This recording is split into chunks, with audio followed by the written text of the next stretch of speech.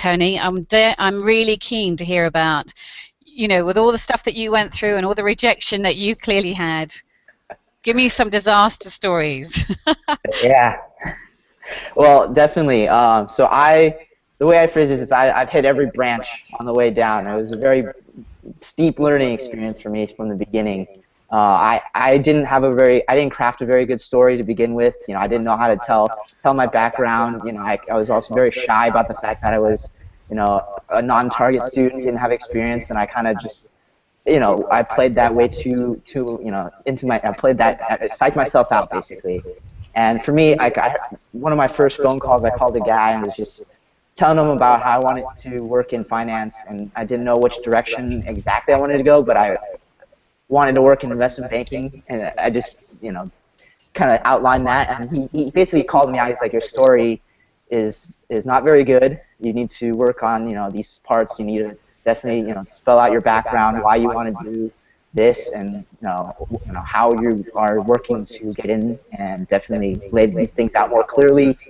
And that was a big wake-up call for me, and I spent, kind of like a week just practicing my story. And I think that's the most important part of preparing to network as well. So how did you create your pitch, so to speak? What did you do in the end? How did you craft it in the end? How I thought of it, with the best advice I got was, if you can open up with 3 points, the 3 takeaways on your story, and just open, ABC, this is what we're going to talk about my background.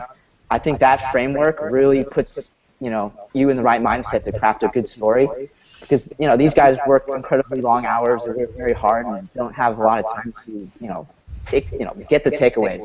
You want to be able to get those points across really quickly and very clearly. So that was the most helpful thing I heard, just outline things. Actually, I tell you what I've been hearing a lot about, and something that I also teach as well, is it's really important to have your 3 key messages really lined up. And it's to imagine yourself like, if you were doing a Google search on yourself, you would only put in 3 or 4 keywords, wouldn't you? So when I'm teaching people personal brand or how to get your message across, I always sort of say to them, okay, so if you could only describe yourself in 3 keywords, or your message in 3 keywords, what words would they be? And the last thing you would use is professional, because it's just a generic term. I would expect you to be professional. So we're looking for really concise words, and that's what these chaps were, the feedback they gave you, wasn't it? Was to sort of say, I'm busy, tell it to me straight, give me some keywords where I can, in my head, open up this box going, oh, I know somebody. Yeah, I'm looking for someone that will fit into that particular part. Is that what you found? Yes, exactly. And more importantly, these guys probably talk to, hundreds of people in a month, in a given, even more in a year. And you really need to be able to stick out when it comes time to give a resume out during recruiting season. And, saying words like professional, hard worker, those are all great things, and I'm sure everyone out there are professional and very intelligent, but so is the guy sitting next to you. And I think the most important part is, why are you different from the pack, and really highlight that as one of your 3 points. For me was, I come from a non-target background, but I worked all these different things to slowly build up and get into investment banking. Working 2 jobs, did this competition to really learn and prove that I understand finance, at least at a basic level, and really set myself up to grow. And I'm on this trajectory, and I think both this job is a great fit for me, and and personally for you, I think I'd contribute to the group as well. So now what I'd like to do is to understand a bit more about, if you both were now reflecting back on your time at university and college, what were the things that you took advantage of that the universities offered you?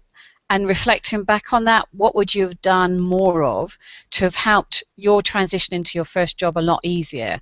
I'll stay with you, Tony, and I'll give you time, Jordan, to reflect on that one. So Tony, what did you find was your most effective use of university time to help you find your first job? Yeah, well, like I said, I came in pretty late into the game. I was, probably very, I was a senior in college. I didn't have, So for me, the most helpful thing was just the human resource, the professors, the network. that I inherited through my school was definitely the most helpful in pointing me in the right direction, getting some informational interviews, and really learning about the industry. So I think that was the most useful resource for me. Fantastic.